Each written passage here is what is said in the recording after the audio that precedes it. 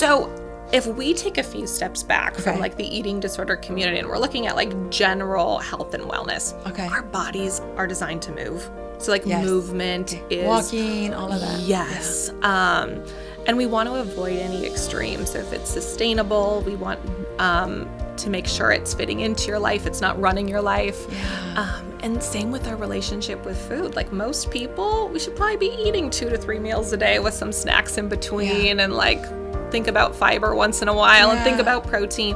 However, we don't want it to run our lives. It could be a really great benchmark to just like check in with yourself and be like, am I living my biggest, fullest, beautiful life?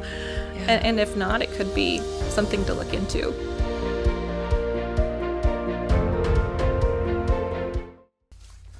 Welcome to the Mom Wanna Read Show. Today we got my girl Taylor Assonde with us, and I am so excited to dive deep into this topic about nutrition, about health, about eating disorders, and all the things in between.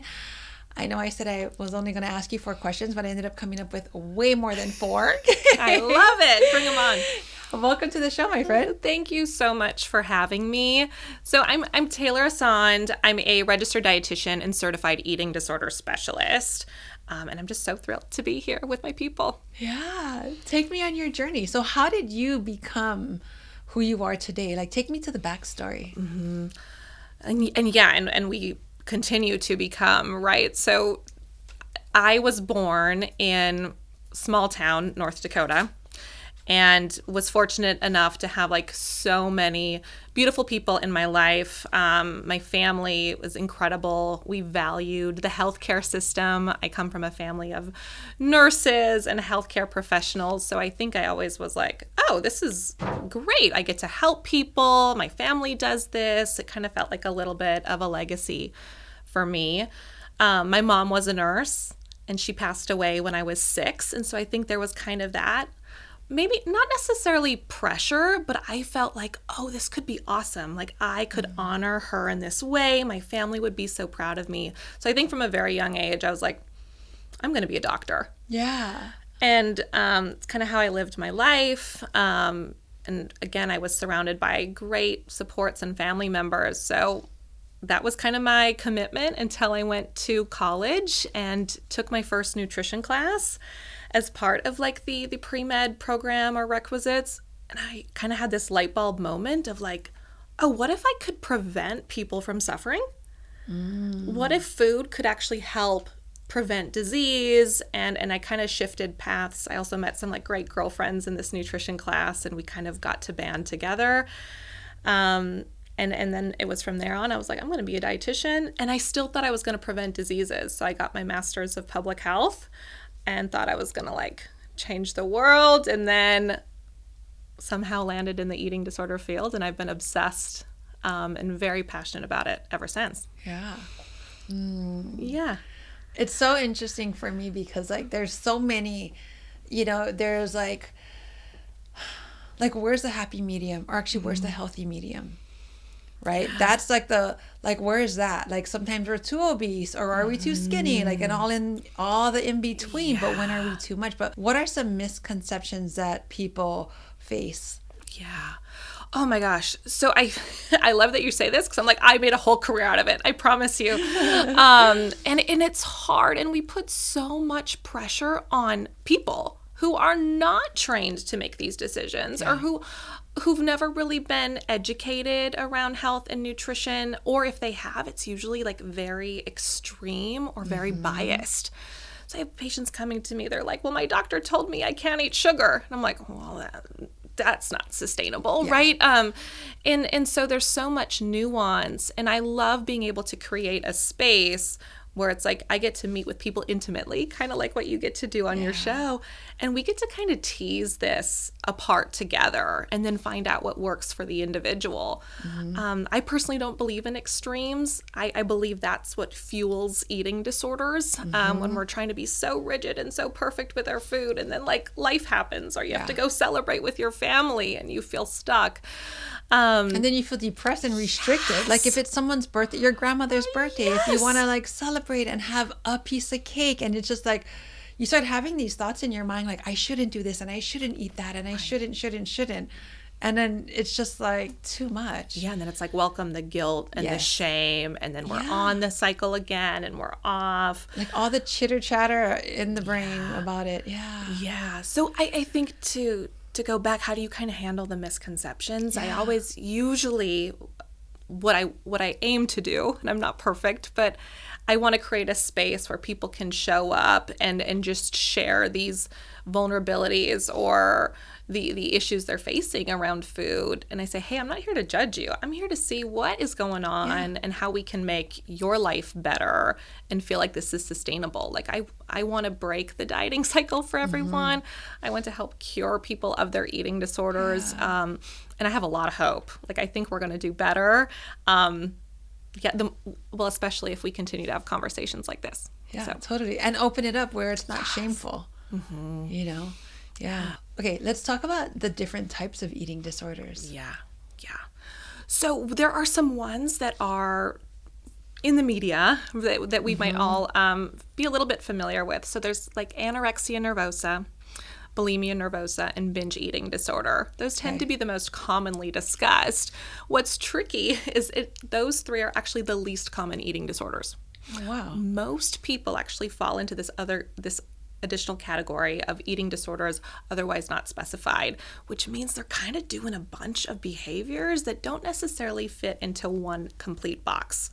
So anorexia, for example, is where someone's restricting their caloric intake that's just below their needs. Okay. And oftentimes this can result in significant weight loss, muscle wasting, cognitive impairment, right? Like where you're feeling more depressed, more anxious, you're like struggling to get your words. And all of a sudden, like this is now taking up your entire life. So you're like relationships are suffering. People are worried about you. Maybe they're seeing some physical changes. However, because anorexia nervosa has that like weight component, people who are restricting, who might not be in that like visibly emaciated body, might be completely dismissed. And people might say, oh, you're not struggling, or it can't be that bad. And so thank goodness there's this other category. However, unfortunately, it's been pretty dismissive for the patient population or people who are suffering. I don't know if that makes sense. Yes, it's a little. It totally does.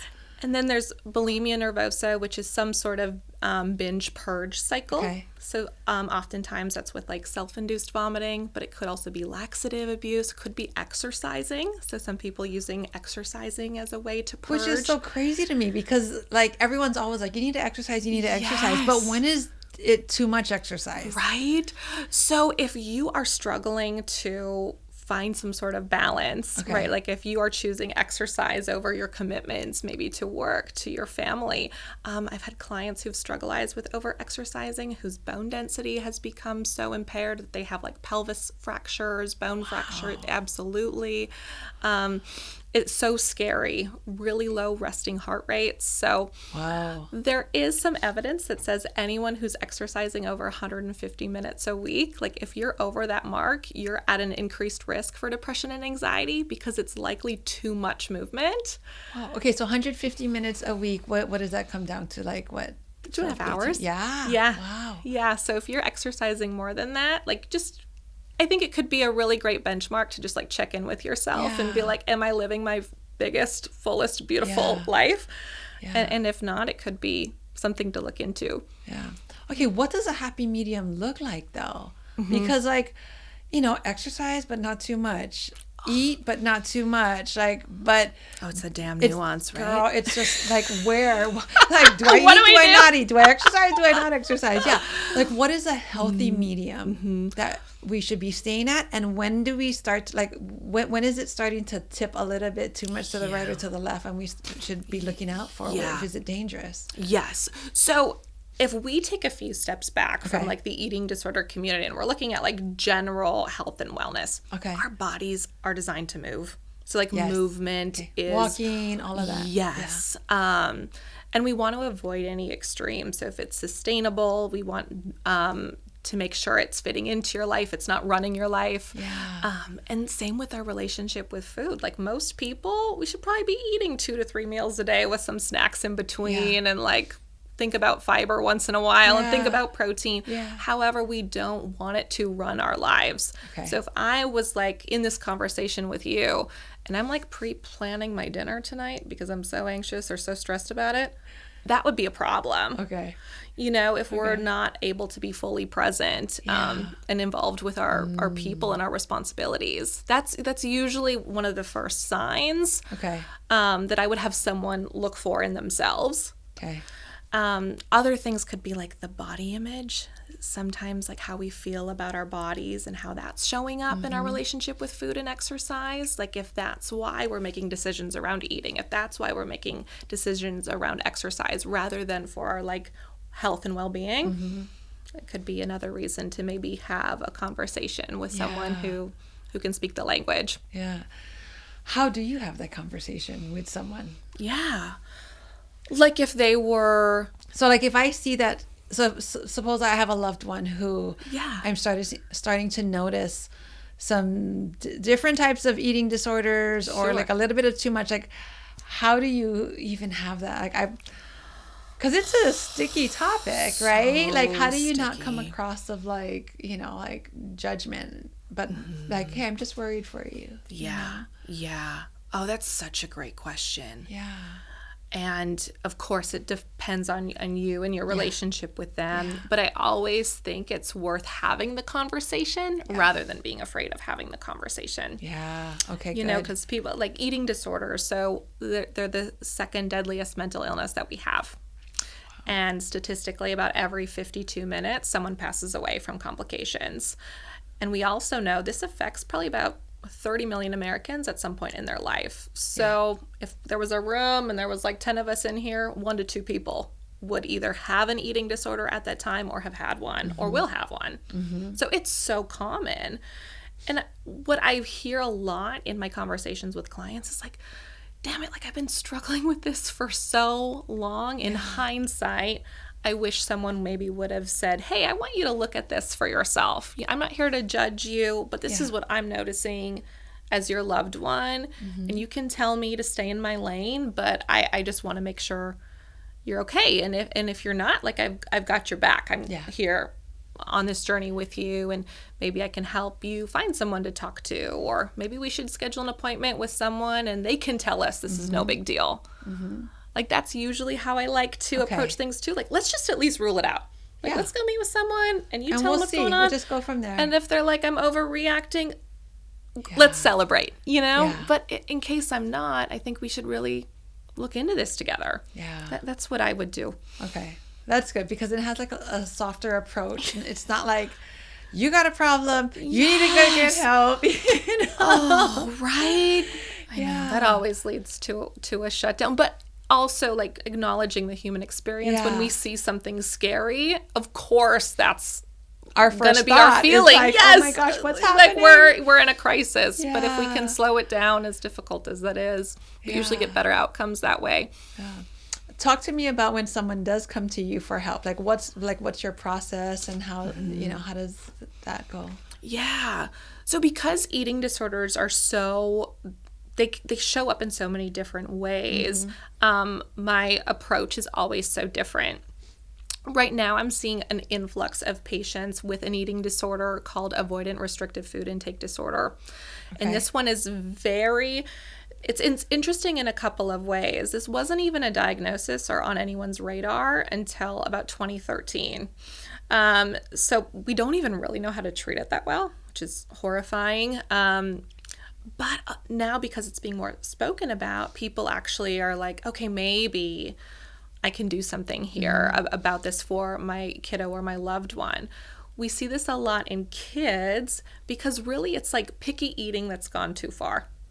Okay. And it's for whatever reason, usually it's textural. Maybe there's like a fear of choking or vomiting where people are just like, these kids, could also be in adults, just aren't meeting their nutritional needs. This has nothing to do with body image.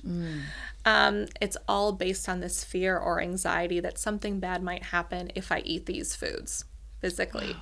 So when parents or loved ones or someone with ARFID calls, we might say, hey, let's just do an initial consultation.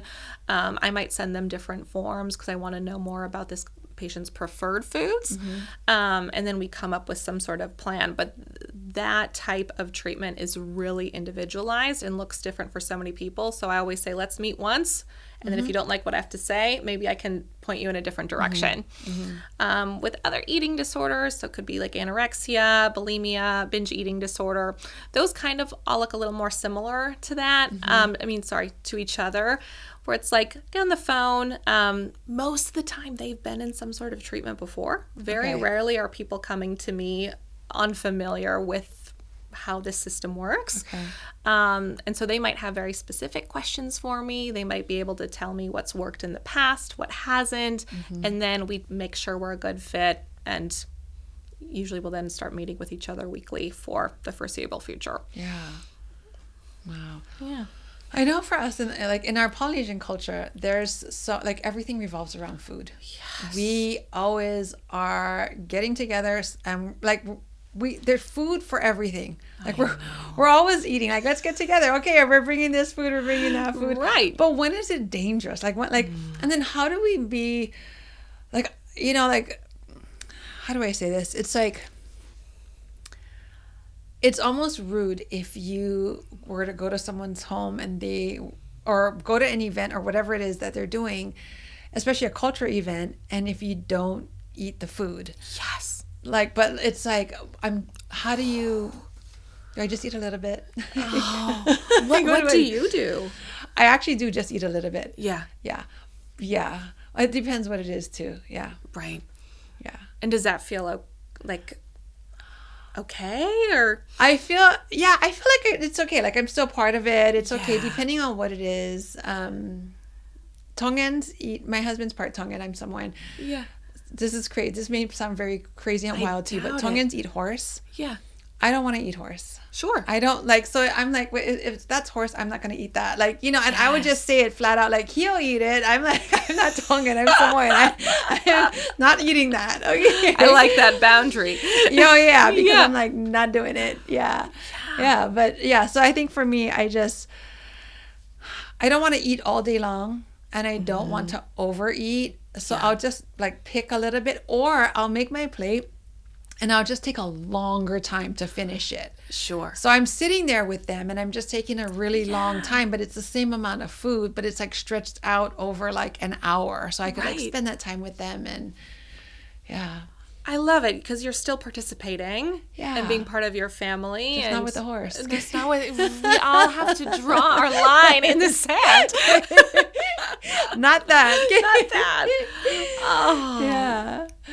And I think that's brilliant. It's like, I would encourage everyone to find out what's your line in the sand, right? To you, how do you feel if you were to, you don't want to offend anybody or make anyone uncomfortable, but they're expecting you to do this, is that a line for you? For some people it is. They're like, no, I'm a grown woman. You are not telling me what to eat. And for some people it's like, no, this is my grandmother. This is whatever. It's okay. Yeah. I think anywhere on that spectrum is appropriate. What I would hate for anyone is to feel guilt, shame, or secrecy, or if you're engaging in eating disorder behaviors to make it through that event. Right. I didn't even think about that secrecy. Wow. So are we hiding food in the trash? Are you doing any weird stuff? Concerning stuff, things that are making you uncomfortable. I would want to make sure that's not happening, and that we're just drawing our line in the sand and feeling good about our decision, or as good as we can, maybe. Yeah. Let's talk about fasting. Okay, so I like to fast. Is it healthy? Is it not healthy? Is it?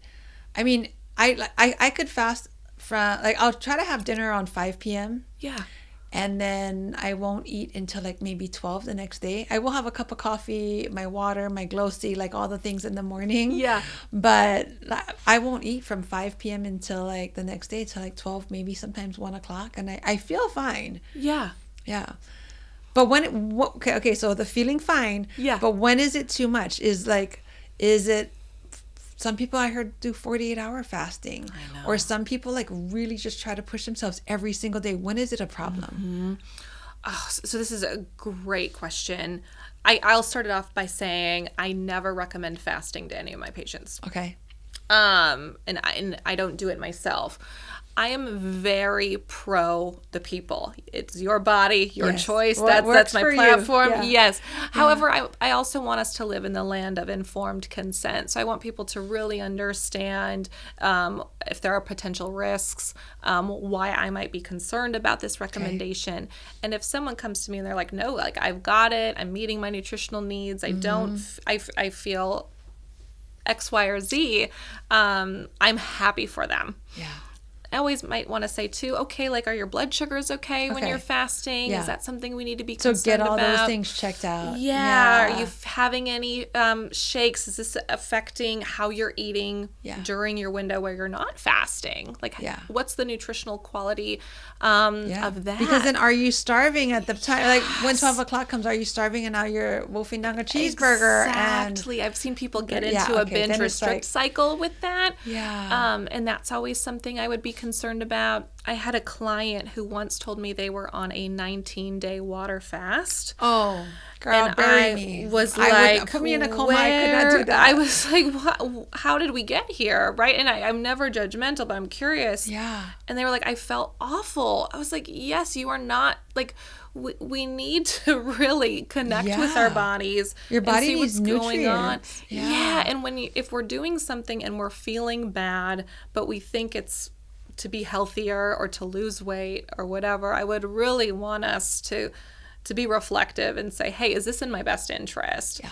And so, as with anything, there's this nuance, and not everything works for everyone. Right. So an individualized approach is always the best, and always slowing down and saying, okay, how am I feeling in this process? Is this, resulting in unwanted food related behaviors? And is this risking my physical health? And if all those things are good, I'm like, you do you. Yeah. The other thing, so for me right now, I'm perimenopause. Yeah. So like the hormones are like all over the place, and they're up, they're down, and night sweats, brain fog, all the things. Awful. But I could see the way for me, my eating, where sometimes I'm not hungry at all, and other times I can't get full. Like I would just be eating and eating and eating, and I'm just like, I swear I just had like a huge breakfast. I had protein, I had all the things. Right.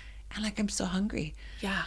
Okay, so for a woman who's going through perimenopause, what's a good balance for that also? Oh, well, firstly, I've heard so much about the challenges of navigating perimenopause. It hits you like a truck. Like one day you're just like, what the F? It sounds awful. It is. Sounds awful. Yeah, you're sweaty, and then you're like hot, and then you're cold, and then you're hot, and then you're cold. And I think too, like knowing that that's your body's experiences, if we could have appropriate expectations for like what our body's doing with food at the same time, I think that's so helpful. Like because your body's doing all of these hormonal shifts, it's going to be no different when it comes to the hormones that signal to your brain, hey, it's time to eat or it's time to feed me, because that is a hormone system as well. So of course it's going to be out of whack. I think the best thing we can do is try to listen to our bodies and do what's in its best interest. So I am very of like, if you're not hungry but you're feeling like a little blood sugary, would it be helpful to have a little something rather than nothing? Probably. If we still feel hungry, I would probably keep eating, because it will eventually regulate. But there are some things that can be really helpful to just do when someone's going through perimenopause. I always recommend making sure like our probiotic rich foods, just to kind of help promote that gut and that hormonal production. What are some probiotic foods? Like yogurt? Yes, yogurt's great. Miso, kombucha, kefir, kimchi, some pickles, just trying to have that. And of course, our body does better with food rather than supplements anyway. Okay. So I'd try to do that like 3 times a day, drink plenty of water, fiber. I know it's not as easy as it should be. And then the amount of protein, my doctor's like, try to get 100 grams of protein in.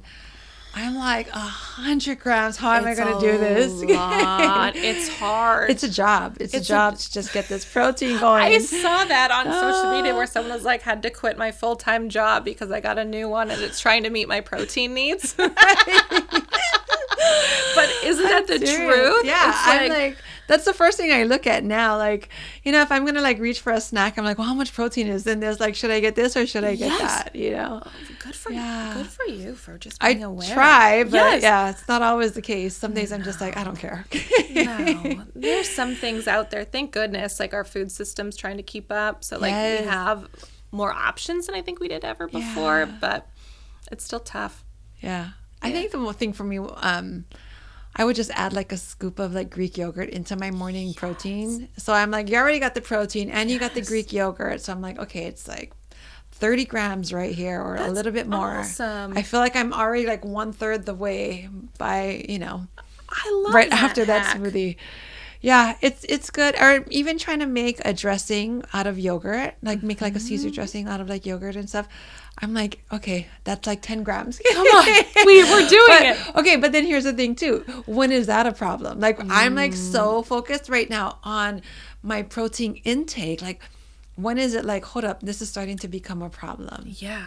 Maybe when I'm too overly obsessed by it. Yes. Yeah. Okay. And I think that's where I would say if we are struggling with being present, Yes. and we're like thinking about food when we're supposed to be maybe engaging in something else. Yeah.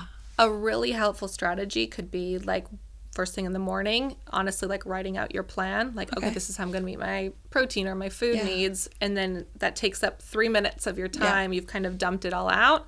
And hopefully that can take some of the pressure off. Yeah. And then when you actually add it up, most of the time, we actually get more protein than we think we are. Yeah. Because it sneaks in there, like, little sourdough toast love sourdough toast. like beans, legumes. Like it kind of can sneak in.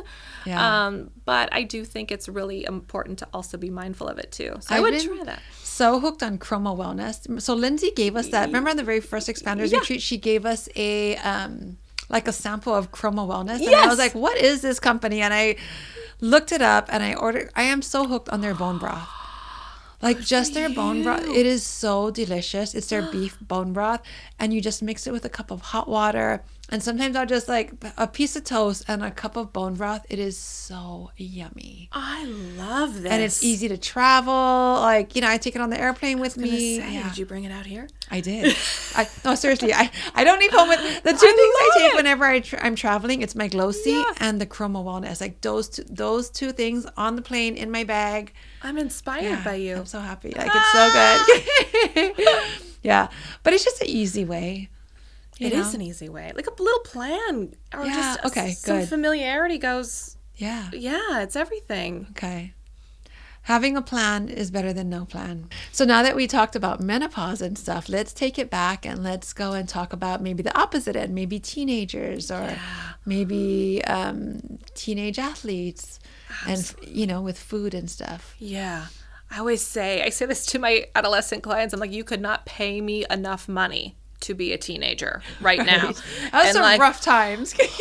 I was like, you guys have access to information. You can get it so quickly. Yes. Social media. Yeah. I mean, all of it just seems like a lot.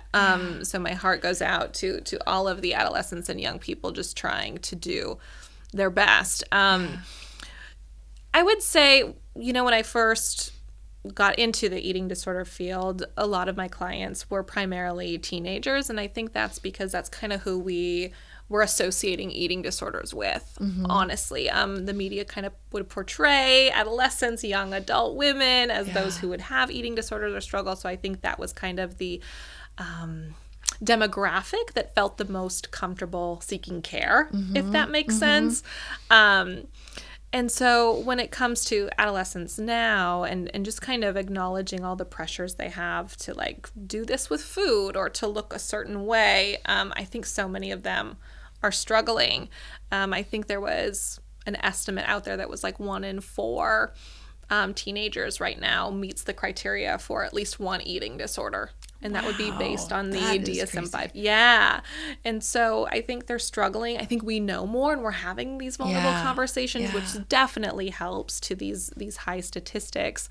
But just things to kind of keep in mind. I think our schools just really, I wish they had more support in how to like talk to adolescents about nutrition. I just wish schools alone had better food. Or better food, yeah. The food sucks. It's like so bad.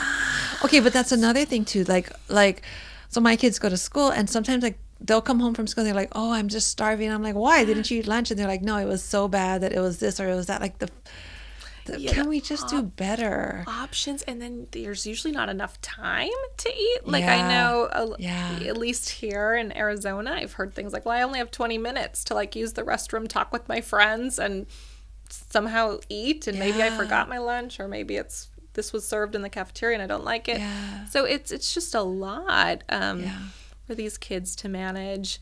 I know too, and speaking of like the athletes and all of those expectations, sometimes coaches, while well-intended, might be making nutrition or food recommendations because we want really strong athletes.